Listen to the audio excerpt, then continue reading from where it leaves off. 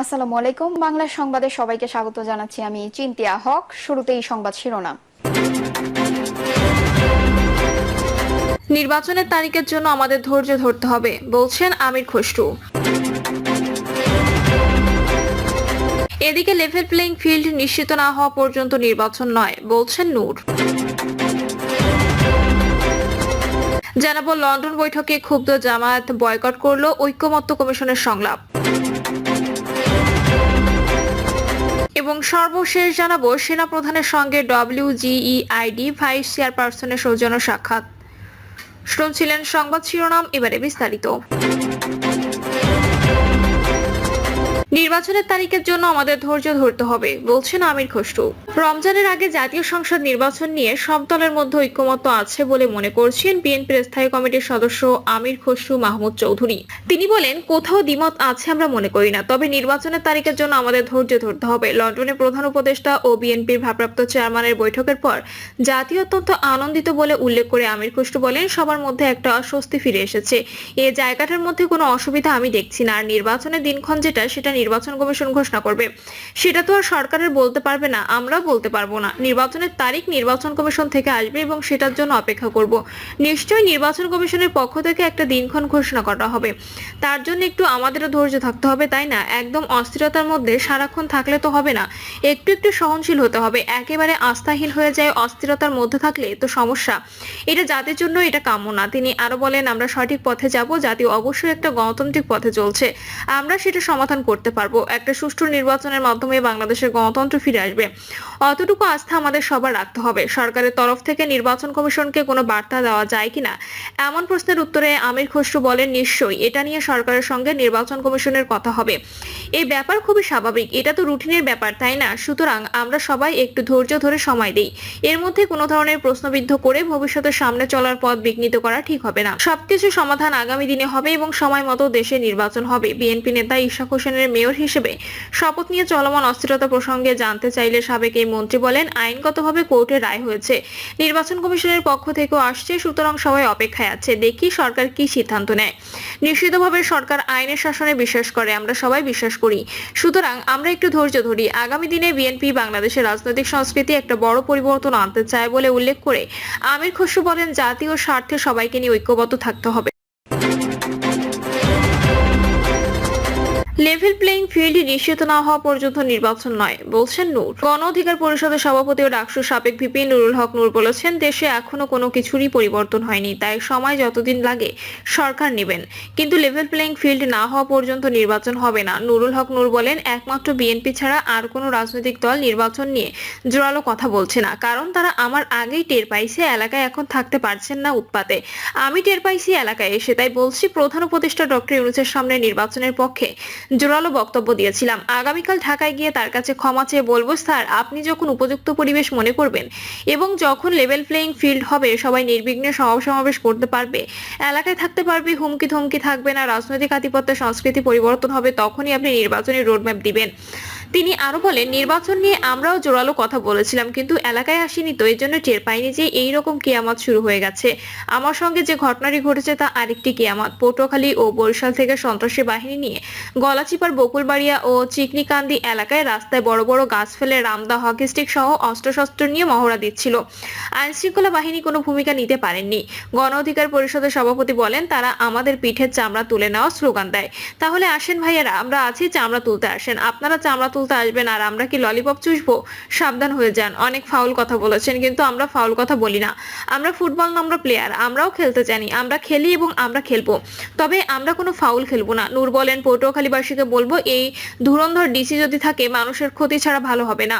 ইতোমধ্যে আপনারা দেখেছেন টাকার বিনিময়ে সবকিছু তার মতো করে করছেন, তাই এই ডিসিকে পটুয়াখালীতে রাখা যাবে না। উপদেষ্টাদের বলবো, জনপ্রশাসন সচিবকে বলবো, তারা এই ডিসিকে না সরালে আমরা সরিয়ে দিব। তিনি আরো বলেন, এই ডিসি সমাজে বিশৃঙ্খলা সৃষ্টি করছেন এবং নিজের রাজনীতিতে নেমেছেন। তাই বলছি, রাজনীতিতে নামছেন ভালো, ডিসিগিরি ছেড়ে রাজনৈতিক মাঠে আসেন, দেখা হবে রাজপথে এবং কথা হবে স্লোগানে স্লোগানে।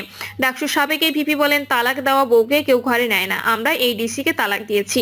আমি জনপ্রশাসন সচিবকে বলবো এই ডিসিকে সরাবেন, অন্যথায় পটুয়াখালীবাসী ওনাকে বেইজ্জতি করে গাঁটটি বস্তা গোল করে লঞ্চে তুলে দিবে। 5ই আগস্টের পরে যদি এরকম দলবাজ প্রশাসন থাকে তাহলে এই প্রশাসন দিয়ে কিভাবে নির্বাচন করবেন? নাম উল্লেখ না করে একটি রাজনৈতিক দলের নেতাদের উদ্দেশ্যে ভিপি নূর বলেন, আওয়ামী লীগের পতন থেকে শিক্ষা নিন, আওয়ামী লীগের পরিণতি থেকে শিক্ষা নিন। আপনারা লুটপাট করবেন, ভোটের মাঠে জনগণ শিক্ষা দিয়ে দিবে।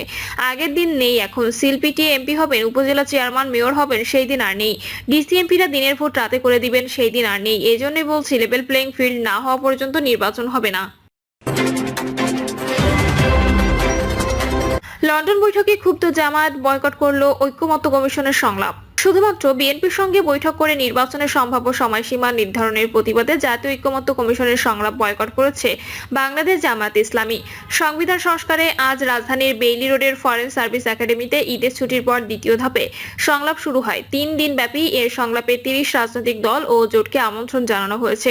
বিএনপি, এনসিপি সহ অন্যান্য দল এসেও আসেনি জামায়াত। দলটির সহকারী সেক্রেটারি জেনারেল এবং এতদিন সংলাপে প্রতিনিধিত্ব করা ডক্টর হামিদুর রহমান আজাদ বলেন, একটি দলের সঙ্গে বৈঠক করে নির্বাচনের সময়সীমা ঠিক করায় সরকারের অবস্থান নিয়ে প্রশ্ন তৈরি হয়েছে বলে মনে করে জামায়াত।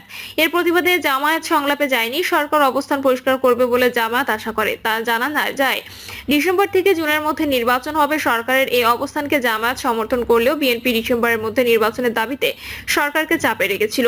এপ্রিলের প্রথমার্ধে নির্বাচনের ঘোষণায় দলটি প্রত্যাখ্যান করেছিল। গত 13 জুন লন্ডনে প্রধান উপদেষ্টা ডক্টর মোহাম্মদ ইউনূসের সঙ্গে বৈঠক করেন বিএনপির ভারপ্রাপ্ত চেয়ারম্যান তারেক রহমান। বৈঠকে যৌথ বিবৃতিতে বলা হয়, সংস্কার ও বিচারের অগ্রগতি সাপেক্ষে আগামী ফেব্রুয়ারিতে নির্বাচন হতে হবে। পরে দলের নির্বাহী পরিষদের বৈঠক থেকে এই যৌথ বিবৃতি নিয়ে প্রশ্ন তোলে 5ই আগস্টের পর বিএনপি নির্বাচনী প্রতিদ্বন্দ্বী হয়ে ওঠার প্রচেষ্টায় থাকা জামায়াত। দলটি বলে, যৌথ বিবৃতি বাংলাদেশের রাজনৈতিক সংস্কৃতির ব্যত্যয় বলে আমরা মনে করি। এর মাধ্যমে প্রধান উপদেষ্টা একটি দলের প্রতি বিশেষ অনুরাগ প্রকাশ করেছেন, যা তার নিরপেক্ষতা ক্ষুণ্ণ করেছে। জামায়াত 14 জুন বিবৃতিতে বলেছিল, সরকার প্রধান হিসেবে কোনো একটি দলের সঙ্গে যৌথ প্রেস ব্রিফিং নৈতিকভাবে কিছুতেই যথার্থ নয়। প্রধান উপদেষ্টা একটি দলের সঙ্গে বৈঠকের পর যৌথ বিবৃতি দেওয়ায় আগামী নির্বাচন অবাধ, সুষ্ঠু, গ্রহণযোগ্য হওয়ার বিষয়ে জনগণের মধ্যে আশঙ্কা তৈরি হয়েছে।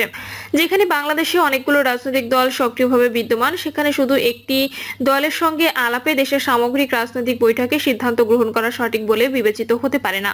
জামায়াত আশা করে অবাধ, সুষ্ঠু ও গ্রহণযোগ্য নির্বাচনের জন্য বর্তমান অন্তর্বর্তীকালীন সরকার নিরপেক্ষ থেকে লেভেল প্লেইং ফিল্ড তৈরি করবেন এবং বিচার ও সংস্কারের ব্যাপারে যথাযথ পদক্ষেপ নিশ্চিত করবেন। সরকারের নিরপেক্ষতা এবং অবাধ, সুষ্ঠু, গ্রহণযোগ্য নির্বাচন নিয়ে যে সংশয় দেখা দিয়েছে তা নিরসনে প্রধান উপদেষ্টার ভূমিকা জাতির সামনে স্পষ্ট করবে। লন্ডন বৈঠকের বিষয়ে জামায়াতের শীর্ষস্থানীয় নেতারা বলেছিলেন, জামায়াতই প্রথম বলেছে রমজানের আগে নির্বাচন হওয়া উচিত। তাই নির্বাচনের যে নতুন সময়সীমা বলা হচ্ছে, এ নিয়ে আপত্তির কিছু নেই। কিন্তু সরকার যেভাবে শুধু বিএনপির সঙ্গে বৈঠক করে সময়সীমা নির্ধারণ করেছে তা অগ্রহণযোগ্য। বিএনপিকে তোয়াজ করতে লন্ডনে তারেক রহমানের সঙ্গে বৈঠক হয়েছে, ঠিক আছে, কিন্তু আলোচনার পর ঢাকায় সর্বদলীয় বৈঠক করে রমজানের আগে ভোটের ঘোষণা দিলে সব দল এবং সরকারের জন্য ভালো হতো। লন্ডন বৈঠকের পর ঘোষণা দেওয়ায় মানুষের কাছে বার্তা গেল, বিএনপি একমাত্র রাজনৈতিক শক্তি, বিএনপির কাছে ক্ষমতা হস্তান্তর করে বিদায় নেবে ইউনূস সরকার। এ বার্তার কারণে অন্য দলগুলো নির্বাচনের মাঠে প্রশাসন ও স্বরাষ্ট্রযন্ত্রের প্রতিবন্ধকতায় পড়বে। 11 সরকারের তথাকথিত সেফ এক্সিট পরিকল্পনার কারণেই 2008 সালে আওয়ামী লীগ অস্বাভাবিক সংখ্যাগরিষ্ঠতা পেয়েছিল। এবারও তা হবে। জামায়াত নেতারা বলেন, যৌথ বিবৃতির মাধ্যমে বোঝানো হচ্ছে সরকার এবং বিএনপির সমশক্তি, জামায়াত সহ অন্যরা গৌণ। এর প্রতিবাদে জামায়াত সংলাপে যায়নি। যদি সরকার সব দলের প্রতি সমান আচরণ না করে তবে জামায়াত সরকারকে সহযোগিতা অব্যাহত রাখবে কি তা ভাববে। জামায়াতের মুখপাত্র মতিউর রহমান আকন্দ বলেন, আজ আমরা সংলাপে যাচ্ছি না। 3রা জুন মুলতবির পর আজ শুরু হওয়া সংলাপে 70 অনুচ্ছেদ সংরক্ষিত নারী আসনের নির্বাচন পদ্ধতি এবং কোন কোন সংসদীয় স্থায়ী কমিটির সভাপতি পদ বিরোধী দলকে দেওয়া হবে এ বিষয়ে আলোচনা চলে। সব ইস্যুতেই বিএনপির সঙ্গে জামায়াতের মত বিরোধী রয়েছে। জামায়াতের অবস্থান ঐক্যমত্য কমিশনের সুপারিশের কাছাকাছি। মৌলিক সংস্কারেরও দলটি একই অবস্থান। সংস্কার প্রক্রিয়া যুক্ত একজন জামায়াত নেতা বলেছেন, বিএনপি সংস্কারের প্রতি পদে পদে বাধা দিচ্ছে। প্রিয় দর্শক, এই ছিল এখনকার সর্বশেষ সংবাদ। আপডেট সব সংবাদ পেতে চ্যানেলটি সাবস্ক্রাইব করে বেল আইকনটি ক্লিক করে রাখুন।